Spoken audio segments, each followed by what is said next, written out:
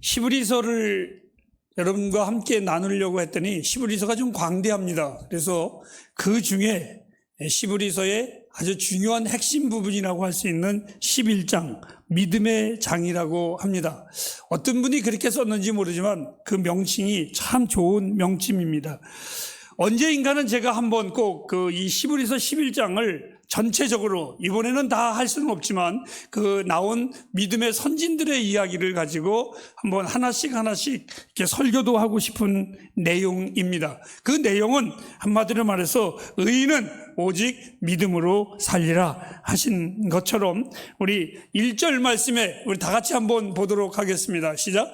믿음은 바라는 것들의 실상이요 보지 못하는 것들의 증거니. 그러니까 믿음이란 뭐냐라고 말을 하면 바랄 수 없는 것을 바라보게 하고 볼 수 없는 것을 보게 하고 할 수 없는 것을 하게 하는 그리스도인들의 최고의 능력이다. 그래서 이 믿음의 장을 통해서 바울이 디모데에게 이렇게 말을 했습니다. 힘이 점점 떨어지고 어려워하는 그 디모데에게, 디모데후서에 보면 이렇게 바울이 축복합니다. 디모데야, 내가 너에게 다시 안수하노니 내 안에 있는 하나님의 은사가 내 안에서 불릴듯 일어나기를 원하노라. 이랬던 것처럼 6월 이 믿음의 장을 통해서 햇불 가족들의 삶에 믿음이 강력히 솟구쳐 일어나기를 주의 이름으로 축복합니다. 저는 이 히브리서 11장을 연구하는 것은 구약의 전체를 공부하는 것과 같으다. 왜? 거의 믿음의 사람들은 신약의 사람들이 아니라 구약을 만든 사람들의 이야기이기 때문에 그렇습니다. 히브리서 11장 1절 말씀을 한번 보도록 하겠습니다. 다시 시작. 믿음은 바라는 것들의 실상이요 보지 못하는 것들의 증거니. 그러니까 믿음은 못못의 증거니, 이렇게 시작을 합니다. 믿음이란 무엇인가? 이렇게 말을 한다면 여러 가지 논리도 이론도 복잡하게 됩니다. 그런데 저는 이 히브리서 11장을 믿음이란 무엇인가가 아니라, 따라합시다, 믿음이란 이런 것이다, 이걸 말씀을 드리려고 합니다. 믿음이란 무엇인가 보다는 믿음이 이거야, 이것이 더 우리에게는 쉽게 가깝게 다가올 수 있습니다. 믿음이라는 것은 히브리서 11장 6절 말씀해 보니까 이렇게 표현했습니다. 하나님을 기쁘시게 하는 것이다. 하나님을 기쁘시게 하는 것이다. 우리 도표를 한번 보시기 바랍니다.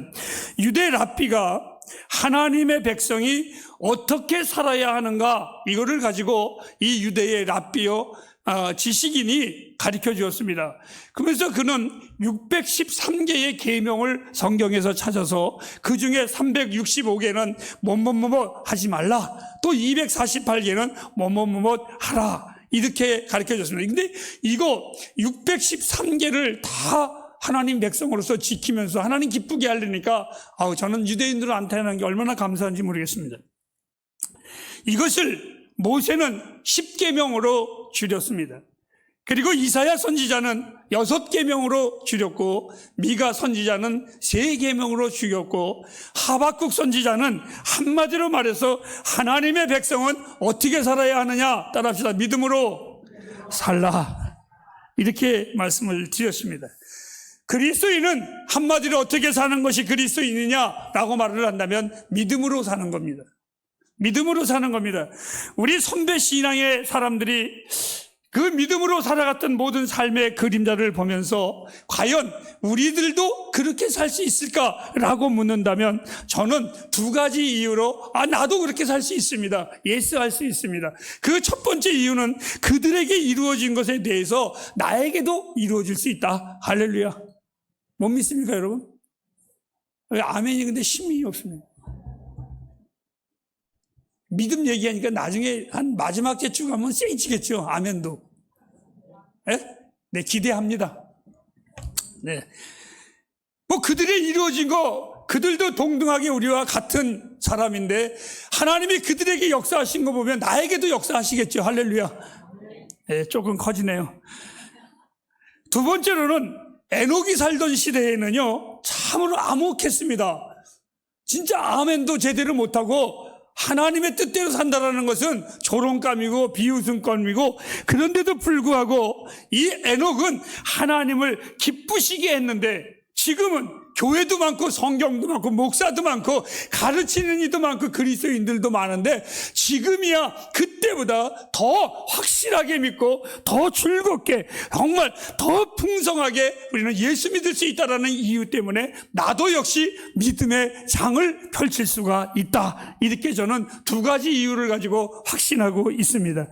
하나님을 기쁘시게 하는 자는 불행한 사람이 아니라, 하나님은 하나님을 기쁘시게 하는 사람을 축복하시고, 오늘 성경에는 이렇게 말했습니다. 그에게 상을 베푸시는 하나님이라고. 그런데 하나님을 기쁘시게 하려면 아주 단전적인 겁니다. 믿음, 절대적으로 필요한 겁니다. 다른 거 필요 없습니다. 우리 11장 6절 말씀을 한번 보도록 할까요? 시작. 믿음이 없이는 하나님께 나아가는 자는 반드시 그가 계신 것과 또한 그가 자기를 찾는 자들에게 상 주시는 이심을 믿어야 할지니라. 여기 보니까 못하는 것, 정말 하나님께 나아가는 자는 반드시 하나님이 살아계신 것. 그런데 여기 보니까 만일 너희들이 하나님께 나아가면서 하나님이 앞에 그 못하는 것이 있습니다. 너희가 그 믿음을, 하나님의 살아계심을 믿지 못한다면 그것은 어렵다라는 것이 아니라 강경한 언어로 그 어떤 것도 이루어질 수가 없다. 그러니까 믿음이란 절대적이라는 거예요. 믿음만 있으면 할 수 있을 것 같아. 그게 아니라 절대적으로 필수적이라는 겁니다. 우리가 아무리 노력해도 어떤 창안적인 이야기를 하고 방법이 있다고 할지라도 하나님을 기쁘시게 할 수 있는 것은 믿음 외에는 없습니다. 여러분들이 좋은 성경책 가지고 다닌다고 하나님 기뻐하지 않습니다. 여러분들이 화려하게 옷 입고 다닌다고 해서 하나님 기뻐하지 않습니다. 믿음이 없이는 하나님을 기뻐할 수 없습니다. 제가, 누군가가 나에게 이렇게 물어봅니다. 목사님은 햇불교회를 무지하게 사랑하세요? 그래요? 목사가 교회 사랑하는 건 당연한 거 아닌가요? 아멘도 안 하네. 네. 내가 이 아멘 소리 듣다가 아마 죽을 겁니다. 근데 그 다른 목사님들이 그런 말씀을 하세요. 저보고. 이게 교회 얘기를 하다 보면 목사님들이 교회 불평도 얘기하실 때도 있고 속상한 것도 하고, 심지어 어떤 목사님은 뭐 그런 말 있잖아요. 에피소드이겠지만 교회 옥상에다가 샌드백을 걸어놨대요. 그래서 속상하면 걷다가 장로들 이름 써놓고서 올라가가지고 친대. 얼마나 속이 상하면 그랬겠어요? 저는 뭐 그런 게 없고 늘 나는 참 좋아요. 우리 교회 같이 좋은 게 없어요. 늘 그렇게 말을 하니까 목사님들이 저에게 물어봅니다. 목사님은 햇불교회가 뭐가 그렇게 좋으세요? 단적으로 얘기를 하래요. 그럼 저는 단적으로 얘기합니다. 그것은 저를 참 믿어줘요. 교인들이 저를 참 믿어줘요. 이것이 저의 행복입니다. 그래서 저 역시도 우리 햇불 가족들이 복을 받을 수 있는 것이라면 제가 어떤 마음을 가지고도 다 쏟아붓자, 이런 마음이 늘 있습니다. 저를 믿어준다는 것이 그렇게 좋을 수가 없습니다. 그렇게 좋을 수가. 아벨은 그냥 예배를 드린 것이 아니라 히브리서 11장에 보면 믿음의 제사를 드렸다고 했습니다. 하나님은 아벨의 제물을 받으신 것이 아니라 그의 제물을 받기 전에 아벨의 믿음을 먼저 받으셨습니다.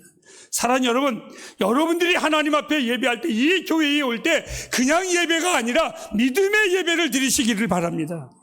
그때에 하나님이 기뻐하시는 것이지, 주일이니까 예배니까 그냥 나오는 예배는 아무런 의미가 없습니다. 정말 나와 여러분이 평생 드려야 될 예배는 믿음의 예배를 드리시기를 주님의 이름으로 부탁합니다. 제가 제일 싫어하는 사람이 나에게 선물을 준다면 그 선물을 제가 소중히 여길까요? 저는요, 성질이 못돼 처먹어가지고 그 사람이 나하고 교제할 때에 준 것까지도 다 버려버리고 맙니다. 꼴보기 싫어서. 믿음이 없는 자는 하나님을 향하여 죽은 자와 같습니다. 성경은 이렇게 말했습니다. 하나님은 죽은 자의 하나님이 아니라 사한 자의 하나님이십니다. 나와 여러분은 가장 먼저 해야 될 것이 있습니다. 따라합시다. 주님을 믿어야 합니다. 믿습니까, 여러분? 우리가 가장 먼저 해야 될 것 이유 없습니다. 주님을 믿어야 합니다. 그 이유는 그를 믿는 자들에게는 하나님의 자녀가 되는 권세를 하나님이 주셨습니다. 하나님을 믿는다면 우리들의 삶의 변화는 자동적으로 변화되게 되어 있습니다. 하나님을 어떻게 변하게 되느냐? 기쁘시게 변화되게 되어 있습니다. 하나님을 믿는다면 하나님이 기뻐하심이 뭘까? 여러분, 부모의 슬픔은요, 자녀가 부모를 인정해 주지 않고 자녀가 부모를 신뢰하지 못할 때 그건 정말 부모의 비극이고 아픔입니다. 오늘 여러분은 주의 자녀들인데 여러분들이 주님을 믿지 못한다면 그것은 아버지 하나님의 슬픔이고 우리들에게는 죄악입니다. 저는 이렇게 표현하고 싶습니다. 천을 만드는 사람과 숯을 만드는 사람은 한 곳에 함께 있지 못합니다. 오늘 여러분들이 하나님의 자녀라면 마땅히 해야 할 것이 하나가 있는데 하나님을 믿는 것입니다. 자녀라면 그 부모가 어찌했든 간에 믿어야만 합니다. 이것이 자녀가 해야 할 일입니다. 나에게 믿음이란 너무나 행복한 것입니다. 그 이유를 말씀을 드릴까요? 미가서 6장 7절 말씀을 한번 보시기 바랍니다. 여호와께서 천천의 수양이나 기름을 기뻐하실까? 내 허물을 위하여 내 마다들을, 내 영혼의 죄를 인하여 내 몸에 열매를 드릴까? 여러분, 이 말씀은 바로 이런 겁니다. 저는 이 하나님의 말씀 미가서를 볼 때마다 제 마음에 굉장히 큰 위로를 받습니다. 하나님, 내가 하나님의 말씀을 1000구절을 외운다고 할지라도 그것이 내가 하나님 앞에 온전한 자로 인정받을 수 있겠습니까? 또 하나님, 내가 돈으로 바칠 수만 있다면 좋겠는데 돈이 없어서 많은 헌금도 하지 못하는 내가 하나님 기뻐할 수 있겠습니까? 또 무식해서 지식이 없어서 남들과 같이 하나님을 그렇게 아름답게 증명할 수도 없는 무식한 나인데 어떻게 하면 하나님을 기쁘게 할 수 있겠습니까? 저는 하나님이 나에게 주신 복 중에 하나가 믿음입니다. 난 그냥 하나님 믿습니다. 누가 뭐라 그래도 난 그냥 하나님 믿습니다. 내가 믿을 분, 이분 외에는 없기 때문에 그렇습니다. 내가 무식하고 없기 때문에 더 감사합니다. 그냥 하나님 믿습니다. 믿음의 본질 2가지를 전하고 마치도록 하겠습니다. 첫째로는 11장 6절 말씀해 보니까 반드시 못 해야 한다. 즉 주목하시길 바랍니다. 우리는 반드시 하나님 앞에 나아가야 합니다. 믿음의 본질이라는 하나님 앞에 나아가는 겁니다. 중학교 3학년 때에 어머니가 돌아가셨습니다. 그런데 늘 제가 학교를 마치고 집에를 가면 아파트 문을 열기 전에 엄마하고 큰 소리를 칩니다. 나 왔다고.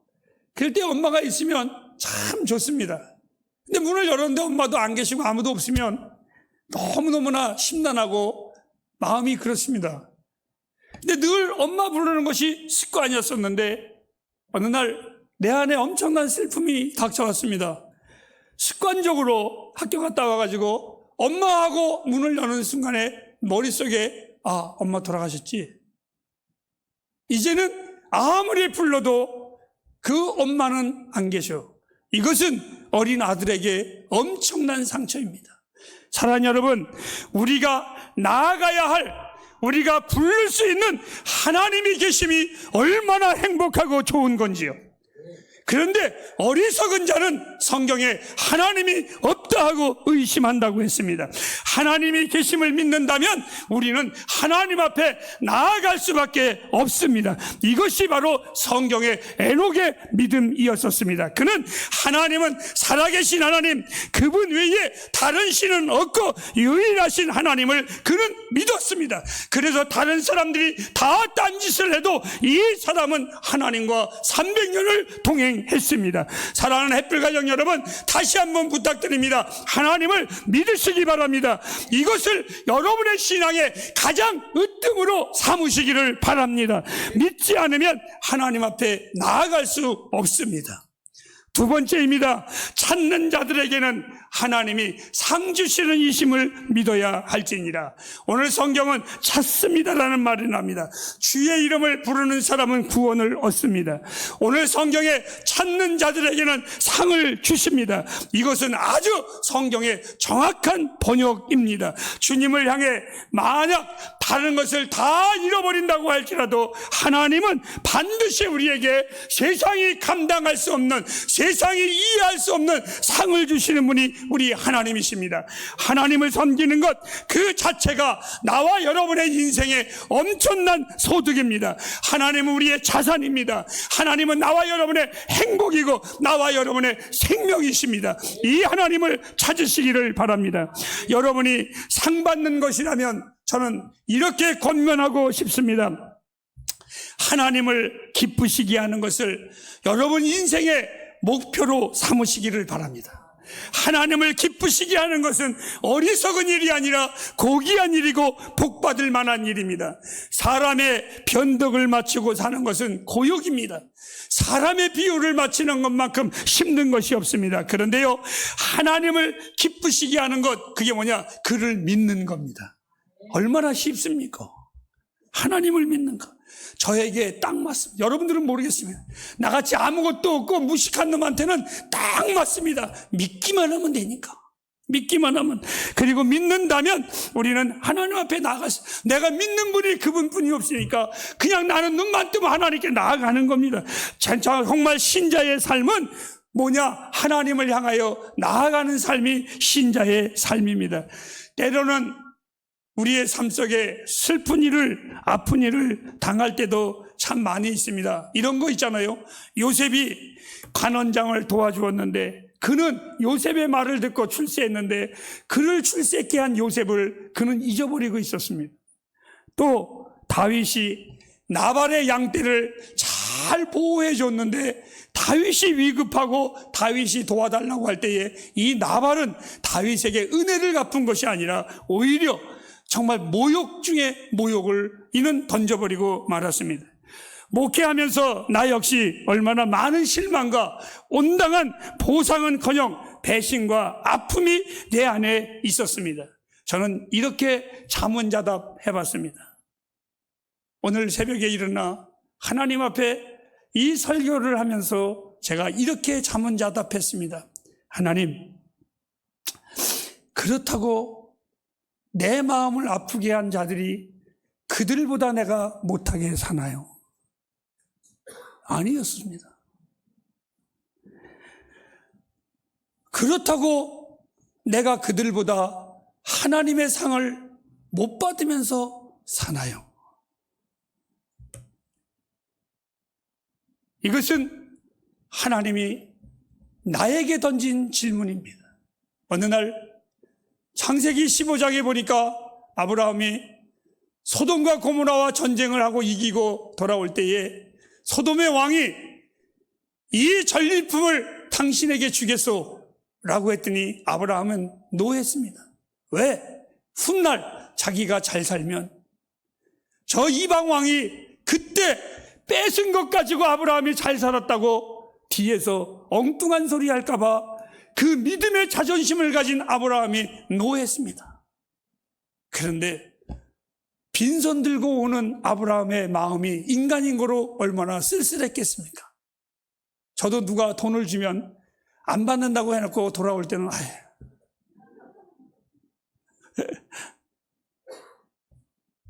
바로 아브라함이 터덜터덜 걸어올 때에 창세기 15장 1절에 하나님이 아브라함에게 이렇게 말씀하십니다. 다 같이 읽어보실까요?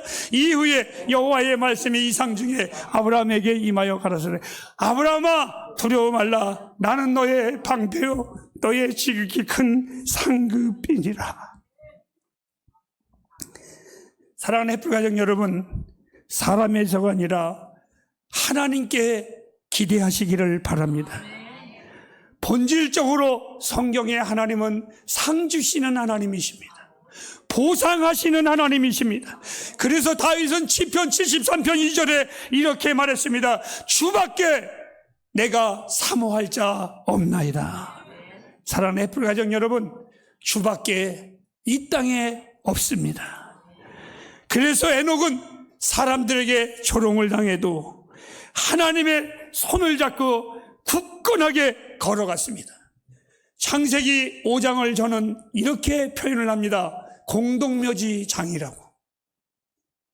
누가 누구를 낳고 죽고, 누가 누구를 낳고 죽고, 누가 누구를 낳고 죽고. 그런데 공동묘지에 개선문이라는 한 사나이가 있는데 에녹입니다. 성경은 그 공동묘지에 이렇게 에녹의 이름은 이렇게 써놨습니다. 그가 하나님과 300년 동행하더니 하나님이 그를 이 땅에 남겨두지 아니하고 그를 데려가셨더라. 그리고 그 자손은 무두셀라는 또 누구를 낳고 죽고, 공동묘지 속에 개선문과 같은 사나이가 이 에녹이었었습니다. 사랑하는 햇불 가족 여러분, 저는 여러분들에게 이렇게 권면합니다. 믿음으로 사시기를 주의 이름으로 축복합니다. 기도하겠습니다.